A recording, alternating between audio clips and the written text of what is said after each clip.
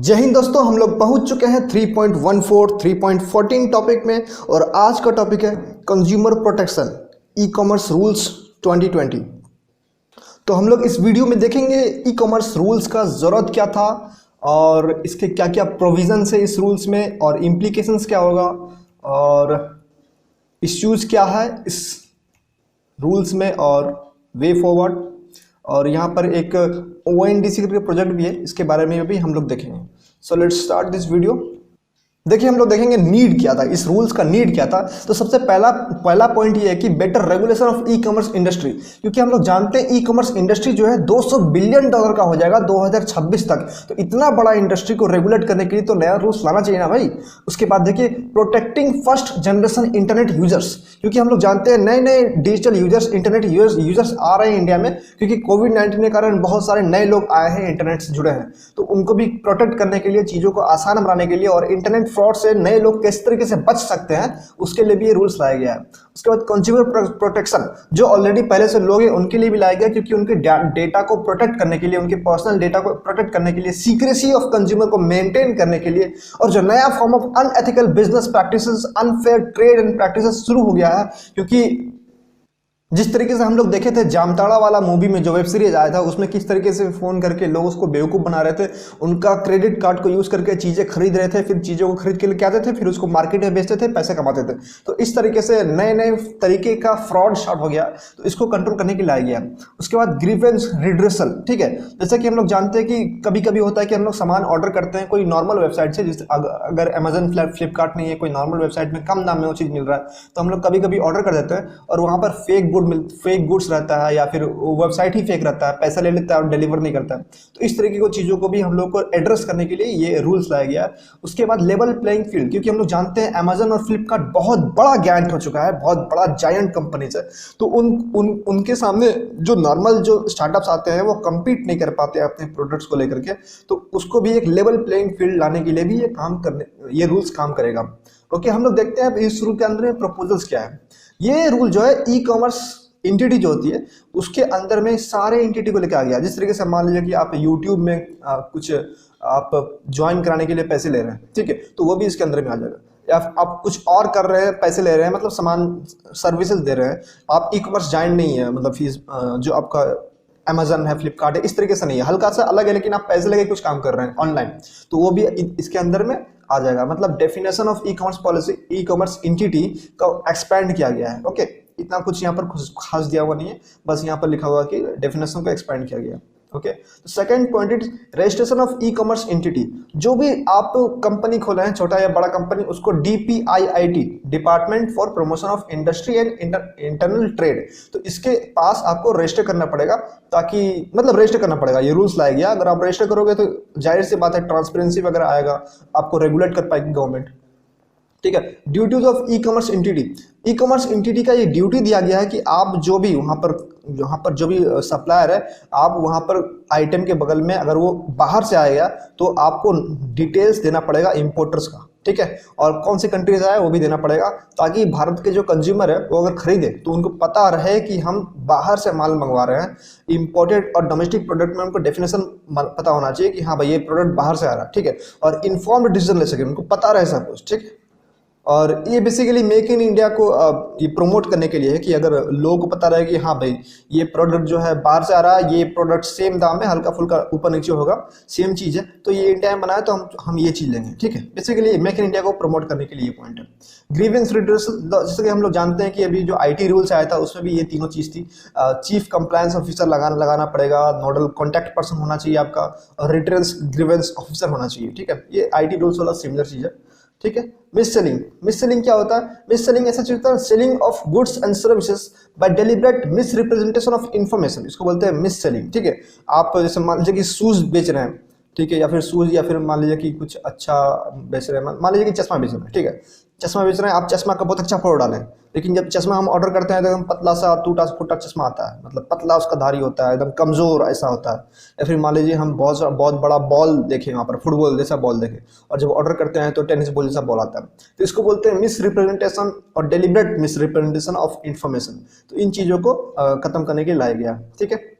Cross selling क्या होता है बेसिकली, हम लोग जब देखते हैं ना कि हम लोग कोई किताब खरीदते हैं, मान लीजिए लक्ष्मीकांत खरीदते हैं, तो लक्ष्मीकांत खरीदते हैं तो उसके साथ में क्या दिखाता है, नितिन सिंघानिया का जो आर्ट एंड कल्चर का बुक है, बोलेगा ये भी ले लीजिए, ये भी सब लोग लेते हैं, ठीक है। बोले अगर वो ले लेंगे तो बोलेगा शंकर राज को जो इन्वायरमेंट है वो भी ले लीजिए, वो भी सब लोग लेते हैं। तो ये क्या होता है ना, कंप्लीमेंट्री प्रोडक्ट एंड सर्विसेज दिखाता है उसके साथ साथ लेने के लिए, इससे हम लोग ज़्यादा सामान खरीदते हैं। तो इसको भी कंट्रोल करने के लिए लाया गया है, ठीक है, कि जनता को बेवकूफ़ नहीं बनाया जाए। रेगुलेशन ऑफ फ्लैश सेल, जैसा कि हम लोग जानते हैं कि बिग बिलियन डे वगैरह है, तो उसको भी क्योंकि उसमें बहुत ज़्यादा प्राइसेस कम हो जाती है, हेवी डिस्काउंट मिलता है, तो उसको भी ख़त्म करने के लिए या फिर अभी कहा नहीं गया है एग्जैक्टली कि ख़त्म कर देंगे कम्प्लीटली, लेकिन ऐसे कुछ बिग फ्लैश सेल्स होते हैं जिसमें लोगों को बेवकूफ़ बनाया जाता है, ठीक है। यहाँ पर देखिए, to prevent instant unannounced sale, जिस सेल से कुछ एक लोगों को फ़ायदा हो, कुछ एक लोगों को मालूम हो कि हाँ भाई सेल आने वाला, तो उससे फ़ायदा हो जाए, सबको फ़ायदा ना हो सके, मतलब इक्वल प्लेइंग फील्ड ना मिले सब कंज्यूमर को, ठीक है। तो उस सारे सेल्स को बैन करेगा, मतलब हटाएगा। तो इस तरीके का इसमें रेगुलेशंस लाया गया है, लेकिन इसमें कंप्लीटली अभी क्लियरली बताया नहीं गया है, ठीक है, किस तरीके का सेल्स को हम लोग फ्लैश सेल्स को बैन करेंगे, कंप्लीटली अभी बताया नहीं गया। देखिए यहाँ पर लिखा हुआ preferential treatment for particular sellers, कुछ एक सेलर्स को प्रेफरेंशियल ट्रीटमेंट दी जाती है, उनके प्रोडक्ट को ऊपर दिखाया जाता है, तो इसको रोकना है, इसको कंट्रोल करना है, इसके ऊपर भी रूल्स लाया गया है, रेगुलेशंस लाया गया है। Prohibit related parties and associated enterprise of an e commerce entity, अगर अमेजन है तो अमेजन को भी एसोसिएटेड एंटिटी है, अमेजन किसी कंपनी को खरीद लिया है, तो वो कंपनी जो है, मान लीजिए कोई अमेजन बड़ा ब्रांड है, अमेजन किसी टॉय बनाने वाली, खिलौना बनाने वाली कंपनी को खरीद लिया है, ठीक है। तो अब खिलौना बनाने वाली कंपनी जो है अमेजन पे अपना सामान नहीं बेच सकती, ठीक है। अमेजन से जो भी एसोसिएटेड इंटरप्राइजेज है वो अमेजन पे सामान नहीं बेच सकती, वो फ्लिपकार्ट पे बेच सकेगी लेकिन अमेजन पे नहीं बेच सकेगी, ठीक है। तो इसमें क्या है, जो ई कॉमर्स मार्केट प्लेस है उसको प्योरली कंप्लीटली सेपरेट कर दिया गया, ठीक है। हम लोग देखते हैं अब इश्यूज क्या क्या है। बेसिकली ये जो पॉइंट्स है इसमें आप सोचिए और समझिए क्या क्या इश्यूज होंगे, वही चीज यहाँ पर लिखा हुआ है, ठीक है।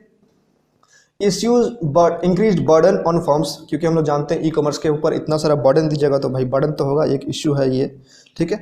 E commerce market place responsible for the sellers activities, अगर आप कोई सामान ऑर्डर करते हैं और सेलर जो है अच्छा सामान नहीं भेजता है तो ई कॉमर्स प्लेटफॉर्म का रेस्पॉन्सिबिलिटी होगा, अमेजन का रेस्पॉन्सिबिलिटी होगा, ताकि आपका ग्रीवेंस को रिड्रेस करे, एड्रेस करे और सॉल्व करे उसको, ठीक है। अब देखिए यहाँ पर एक थिंक टैंक है कट्स इंटरनेशनल बोल के, क्योंकि ये बोला है कि आपका जो रूल्स है बहुत ही स्ट्रिक्ट है, और ये इकोसिस्टम जो इन्वेस्टमेंट क्लाइमेट है हमारा इकोसिस्टम है उसको भी एडवर्सली इम्पैक्ट कर सकता है, बुरा कर सकता है, ठीक है। आप इसका नाम लिख दोगे तो आपका जो स्टेटमेंट है वो वैलिड हो जाएगा। और देखिए नेगेटिव इम्पैक्ट ऑन जॉब्स, क्योंकि अमेजन फ्लिपकार्ट बहुत बड़ी कंपनी है और बहुत सारे लोगों को जॉब दी है, अगर आप इसका किसी भी पार्ट को रेगुलेट करने की कोशिश कीजिएगा तो बहुत सारे लोगों को जॉब लॉस हो सकता है, ठीक है। व्हाट कॉन्स्टिट्यूट्स फ्लैश सेल और मिस सेलिंग, ठीक है। ये जो मिस सेलिंग है, फ्लैश सेल मैंने बताया ऊपर, तो इसको अच्छे से डिफाइन नहीं किया गया, किसको बोलेंगे फ्लैश सेल, किसको बोलेंगे मिस सेलिंग, इसको डिफाइन नहीं किया गया, तो इसके कारण भी एम्बिग्यूटी इन डेफिनेशन, ठीक है। जैसे कि बिग बिलियन डे है तो उसको बोलेंगे कि नहीं फ्लैश सेल, ठीक है, तो उसको डिफाइन करने की जरूरत है। डिसएडवांटेज फॉर कंज्यूमर्स, क्योंकि हम लोग जानते हैं, हम लोग बिग बिलियन डे और जो भी डिस्काउंट्स मिलते हैं अमेजन फ्लिपकार्ट में, उससे हम लोग को बहुत फायदा होता था, ठीक है। तो वो सब हम लोग को नहीं मिलेगा तो कंज्यूमर से भाई फायदा नहीं होगा। अब देखिए वे फॉरवर्ड क्या है, यूजर्स पर्सनल डेटा में be categorised as per their level of sensitivity. इस तरह से मान लीजिए कि हम लोग नाम डाल दिए, ठीक है, नाम डाल दिए तो नाम क्या है, नाम तो सेंसिटिव उतना डेटा नहीं है। अब उसमें आप ईमेल डाल देगा तो ईमेल के थ्रू मार्केटिंग हो सकता है, मोबाइल नंबर डाल देगा तो मोबाइल के थ्रू मार्केटिंग हो सकता है। मान लीजिए कि आप उसमें कार्ड नंबर डाल दिया, अपना डेबिट कार्ड या वीजा कार्ड जो भी है उसमें डाल दिया, तो उससे तो बहुत कुछ हो सकता है, ठीक है। तो लेवल ऑफ सेंसिटिविटी को के ध्यान में रखते हुए हमको डेटा को डिफ्रेंशिएट करना पड़ेगा, उसके अकॉर्डिंगली उसको हम लोग कैटेगराइज करके स्टोर कर सकते हैं। all major e-marketplace entities should establish their data center in India। आपका जो भी डेटा आप ले रहे हो इंडियन कंज्यूमर का, आप इंडिया में स्टोर करो, आप बाहर नहीं ले आ सकते, ठीक है। क्लियर डेफिनेशन, बेसिकली वही सब था कि मिस सेलिंग और फ्लैश सेल को डेफिनेशन क्लियर कीजिए, भैया क्या चीज़ बोल रहे हैं आप, सही से बताइए। बिग बिलियन डे बैन कर दोगे क्या, ये ऐसा मत करना यार। डिस्करेज डिसेप्टिव टैक्टिस, जो भी फेक प्रोडक्ट्स है, आप देखते होंगे कुछ एक प्रोडक्ट में बहुत अच्छा रेटिंग रहता है, बहुत सारा रेटिंग रहता है, तो वो अपने दोस्त और भाई लोग को बोलकर रेटिंग दिलवा देता है, तो ये सब नहीं होना चाहिए भाई, ये सब गलत चीज़ है। आपको फेक रेटिंग्स, फेक रिव्यूज़ को नहीं करना है, ओके। अप्रोप्रिएट ग्रीवेंस रिड्रेसल, जो भी था ऊपर में chief compliance officer, nodal agencies और जो ग्रीवेंस ऑफिसर था, उस सबको अलग अलग डिफरेंट लेवल्स में होना चाहिए। अगर छोटा मोटा दिक्कत हो तो छोटा मोटा लोग काम कर सकते हैं, अगर कोई बड़ा पेमेंट फंस गया हो तो बड़ा लोगों के पास जाएगा और बड़ा लोग उसको एड्रेस करेंगे। ठीक है, तो ये फॉरवर्ड हुआ। यहाँ पर देखिए दिया हुआ है एक तो DPIIT जो हमने देखा था, जो जिसने ये रूल्स बनाया, ओके, इसने एक और प्रोजेक्ट बनाया था, appointed an advisory committee for its new project. इसने एक एडवाइजरी कमिटी का गठन किया है जो नया वाला प्रोजेक्ट बना रहा है। इस प्रोजेक्ट का नाम है open network for digital commerce project. तो इस प्रोजेक्ट में, ये प्रोजेक्ट बेसिकली क्या है ना, ये प्रोजेक्ट जो है मोनोपोलिस को कर्व करने के लिए, अमेजन फ्लिपकार्ट को घुटने पे ला देगी ये प्रोजेक्ट, अगर ये अच्छा से आ गया तो। ये क्या है, बेसिकली ई कॉमर्स प्रोसेस को ओपन सोर्स कर देगी। अब देखिए ओपन सोर्स क्या होता है, iOS है वो ओपन सोर्स नहीं। आप देखिएगा सिर्फ आईफोन में ही वो वाला सिस्टम रहता है, लेकिन आप एंड्रॉयड में देख लो, एंड्रॉयड जो है आपका हर फोन में है। एंड्रॉयड आपका मोटो में है और लेनोवो में है, आपका Xiaomi, ओप्पो, वीवो, रेडमी, सब में एंड्रॉयड है और सबका अलग अलग फीचर्स है।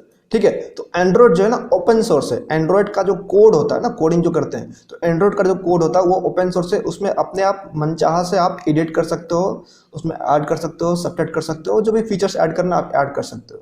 लेकिन iOS जो है आईफोन वाला, वो ओपन सोर्स नहीं है, आप उसको यूज़ नहीं कर सकते हो। ठीक है, तो ये एक पॉइंट है कि ई कॉमर्स का प्रोसेस को जो ओपन सोर्स कर देगा, ई कॉमर्स का जो भी वेबसाइट है ना उसको ओपन सोर्स कर देगा। जैसे मान लीजिए कि आपको एक इस तरीके से यूपीआई है, ठीक है, यूपीआई ओपन सोर्स है। यूपीआई पेटीएम भी यूज कर रही है, भीम पे तो यूपीआई है, आपका पेटीएम है, भारत पे है, फोन पे है, सब लोग यूज कर रहे हैं। ठीक है, उसी तरीके से इस ई कॉमर्स का प्रोसेस को भी ओपन सोर्स कर देगा कि कोई भी कंपनी आए तो इस वाले ई कॉमर्स का प्लेटफॉर्म को यूज कर सकती है और अपने प्लेटफॉर्म बना सकती है। ठीक है, digitise the entire value chain and standardise operation. जो भी ऑपरेशन होता है, पहले माल खरीदना होता है, उसका जो भी माल खरीदे हम, वहाँ पर पेमेंट किए, उसके बाद वहाँ से जाएगा का सेलर के पास, फिर सेलर वहाँ पर सेल करके पैक करके भेजेगा, फिर वहाँ से डिलीवर होगा कंज्यूमर तक। तो जो भी ऑपरेशन है ना सबको स्टैंडर्डाइज करेगी, सबको स्ट्रीमलाइन करेगी। ठीक है, digitise the entire value chain. जो भी वैल्यू चेन है, जहाँ वैल्यू चेन का मतलब जहाँ पर वैल्यू क्रिएट होता है। ठीक है, आप पैक कर रहे हो तो वैल्यू क्रिएट हो रहा है। ठीक है, तो इस तरीके से जो भी वैल्यू चेन है, कहाँ कहाँ पर आप वैल्यू क्रिएट कर रहे हो उसको डिजिटाइज कीजिए, ऑनलाइन कीजिए, कहाँ कहाँ पर, मतलब चीज़ों को ट्रांसपेरेंट करने की बात की गई है। ठीक है, इससे क्या होगा, all e commerce companies will have to operate using the same process. ठीक है, अगर आप डिजिटाइज कीजिएगा और ट्रांसपेरेंट कर दीजिएगा तो सारे ई कॉमर्स प्लेटफॉर्म को, सारे ई कॉमर्स कंपनीज को सेम प्रोसेस यूज करना पड़ेगा। जिस तरीके से मान लीजिए फोन पे है, भारत पे है, पेटीएम है, सब एक ही तरीके से यूपीआई जो भी आपका स्कैनर होता है ना, क्यूआर स्कैनर, सब एक ही तरीके से यूज करती है। पहले स्कैन कीजिए, पासवर्ड डालिए, पेमेंट कीजिए, स्कैन कीजिए, पासवर्ड डालिए, पेमेंट कीजिए। तो उसी तरीके से सारे ई कॉमर्स कंपनीज को एक ही ऑपरेशन को फॉलो करना पड़ेगा। ठीक है, और ये जो टास्क दिया गया, ये क्वालिटी काउंसिल ऑफ इंडिया को दिया गया है। तो यहाँ ये जो चीज़ है ना, ये आपका न्यूज़ में और भी आएगा, क्योंकि अभी तो भाई एडवाइजरी कमेटी ही बनाई गई है। तो जब कमेटी अपना रिकमेंडेशन डालेगी तो ये आएगा। तो ऐसा ही क्वेश्चन यूपीएससी पूछता है भाई। देखिए प्रीलिम्स में, मेंस में ये क्वेश्चन पूछने का चांसेस बढ़ जाता है। जिसके बारे में कमेटी अभी काम कर रही है या फिर कमेटी अभी रिपोर्ट निकाली है, तो उसके बारे में क्वेश्चन पूछना बढ़ जाता है। ठीक है, तो इसमें जो भी पॉइंट्स आपको ऐड करना है, तो यहाँ से आपको बहुत सारे पॉइंट मिल जाएंगे, सेम ही पॉइंट इसमें ऐड करना होता है। ठीक है, क्योंकि दोनों का मोटिव सेम ही है। तो यहाँ पर हमारा टॉपिक खत्म हो गया। मिलेंगे आपसे नेक्स्ट टॉपिक में। So thank you for listening.